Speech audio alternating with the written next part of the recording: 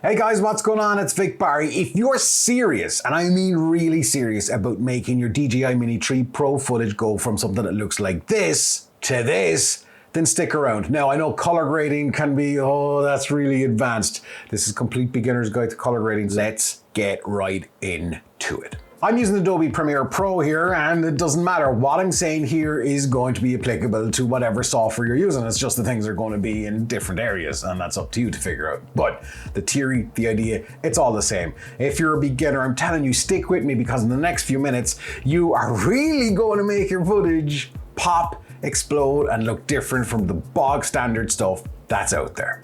Here's a D-Cine-like clip, and that's really important, by the way. So D-Cine-like is a 10-bit color profile in the DJI Mini 3 Pro. So it's not log, but it's kind of like it. So it gives you some more room to grade, and what 10-bit means is there's lots more colors to play with. So, you know, you can't screw up the skies. Try as hard as you might be able to, but it's a lot harder to mess up 10-bit footage because you got so much more data to work with. What we want to work off is the Lumetri color panel. If you don't see that, just go to Window up here and Lumetri color. We also want to see scopes. So again, make sure scopes is clicked and you're going to see it somewhere. Now, my layout might be different to yours, but it's there.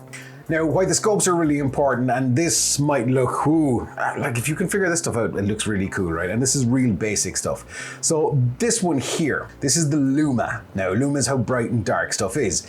This line down here that says 0, well, if we bring things down there and it starts getting crushed, then we're going to start losing data. That's not good. 0, underneath 0, you're crushing the blacks, as it's technically called. Not a real good idea unless it's the really look that you're going for. And then once you go over 100 up the top, that's the real bright parts of the image. So if we bring the exposure up, which is a measure of how bright or dark the image is, we can see, yeah, you're like, okay, it's all white. Why is it all white? Well, here's the example. See up the top here? Oh, that's white. It's like a solid line. All the data is like, it's gone.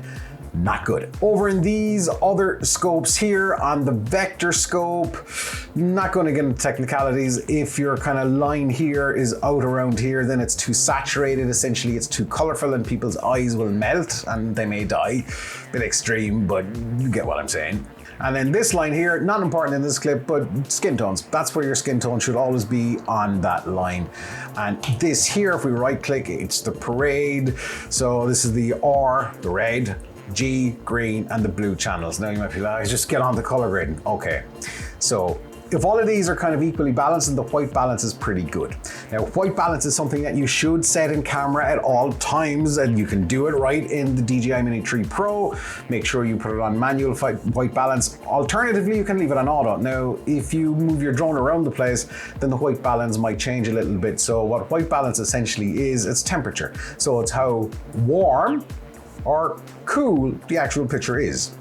And trust me, it's far easier to get this right in camera on the drone than fiddling around here, because doing it in post, fix it in post, it's not the answer to everything. If you've been like, I think I know what he said, but if you're stuck, pause the video, drop a comment. I will help you out, okay? I will give you full access to me. I will help you out in the comments as much as I can. We want our temperature right. I've set this in the drone, so I'm pretty happy the way it is. Now, if you are doing it in auto or you've got it wrong, you can click this little white balance eyedropper here, select something that's not perfectly white, but close to white.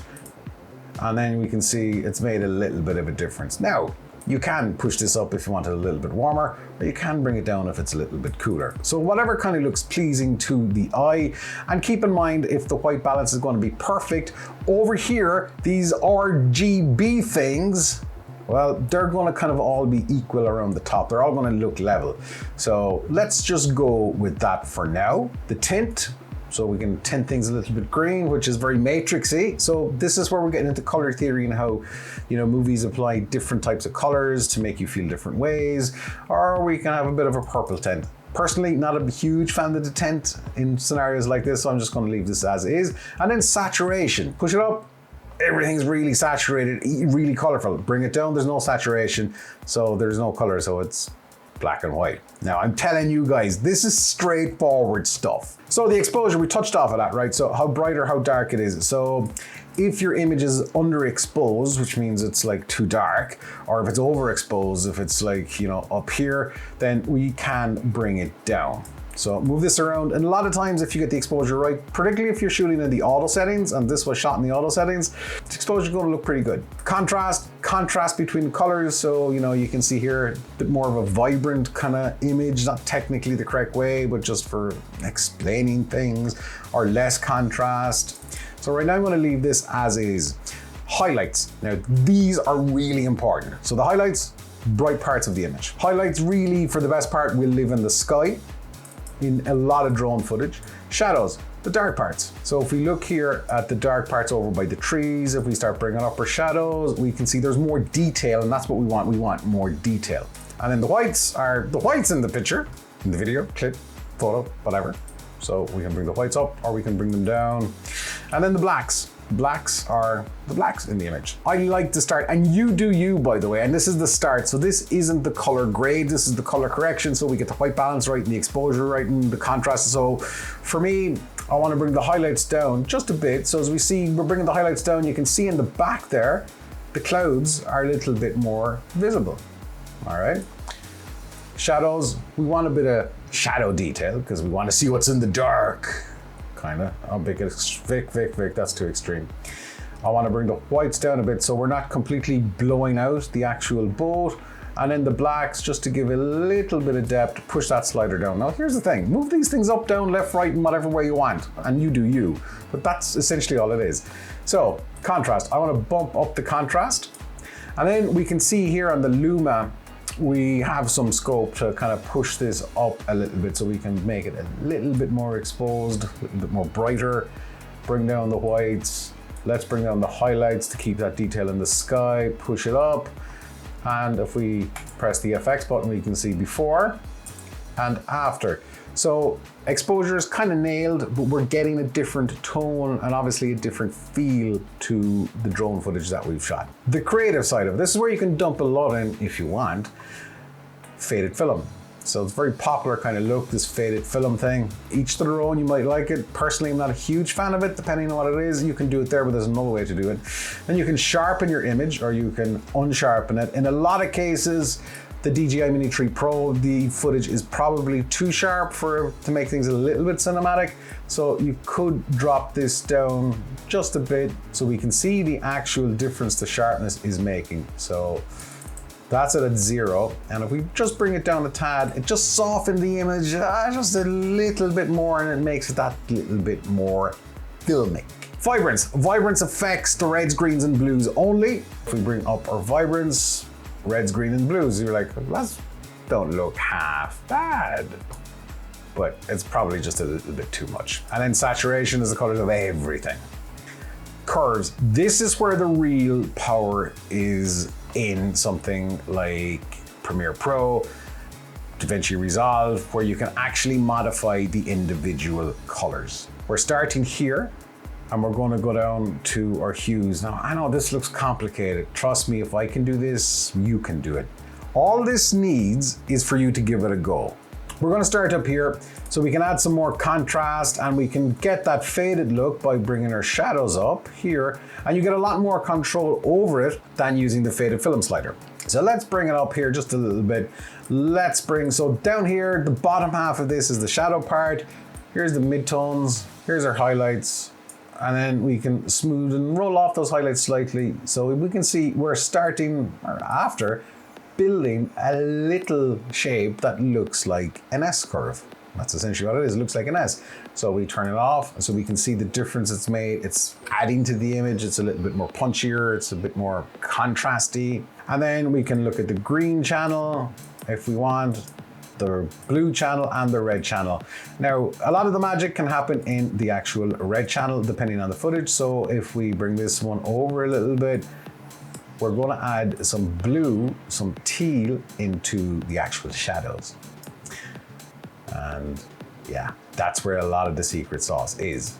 What we want to do here is, depending on the look that you want, all we got to do is go for hue versus hue, and that's going to allow us to change, let's say, the blue in the sky to a different type of blue or whatever you want. So select the eyedropper tool, pop it on middle of the sky. Let's scroll this over so we get a better view. We want to make the sky, yeah, there you go. Yeah. Whatever we want, right? And the wider or the more distance between these points, then obviously the more that you're actually going to take in of the color, right? So let's make our sky a little bit more teal because that's the kind of vibe. It's cliche, but it does look really, really good. Alrighty.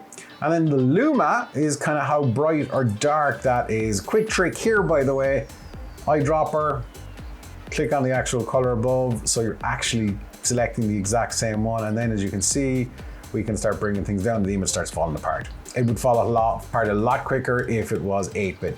So we've got some scope here. So a lot of times leave it as is. And then the hue versus saturation. Remember we said saturation is how colorful something is?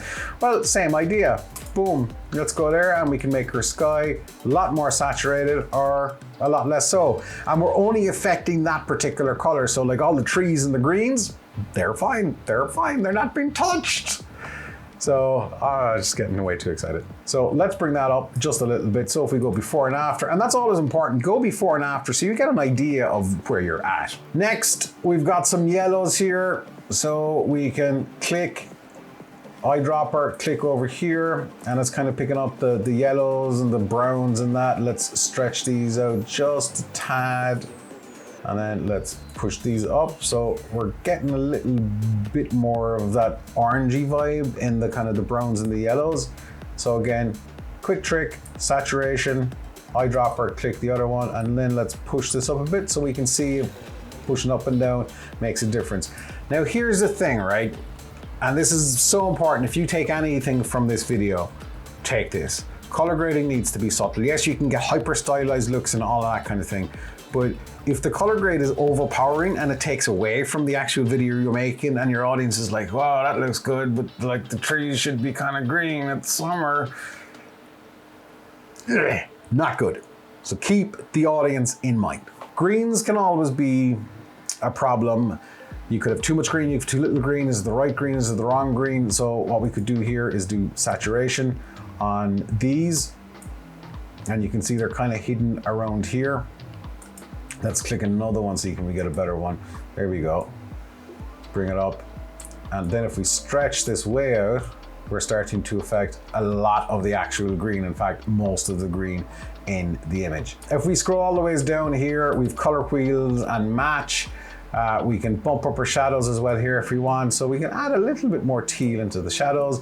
Let's bring our midtones up to that kind of orange vibe. Same with the highlights. See how easy this is. Seriously, people will like think and have you believe that color grading is impossible. It's really difficult. And yes, it is a tough gig.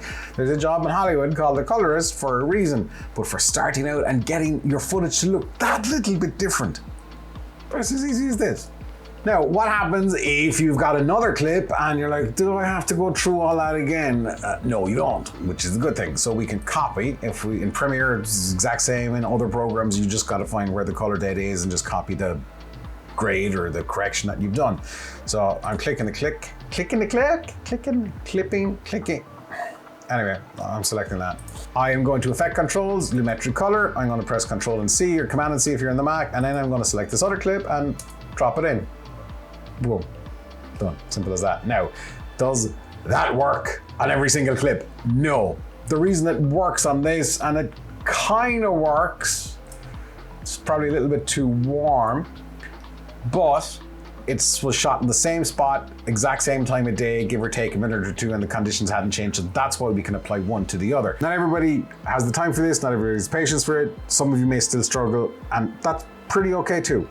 Please, if you are, drop a comment in the comment section below and I'll see can I help you out. However, I've got lots. So I've left the link in the description, and all you got to do with a lot is, start color grading whatever you're doing and click your clip, go to creative, here, drop in your LUT, boom, you're done. That's it. Simple as that. Link in the description for that below. That'll help you guys out, and if it does, then you're directly helping me with the channel by supporting me directly. So that's it. See you on the next one.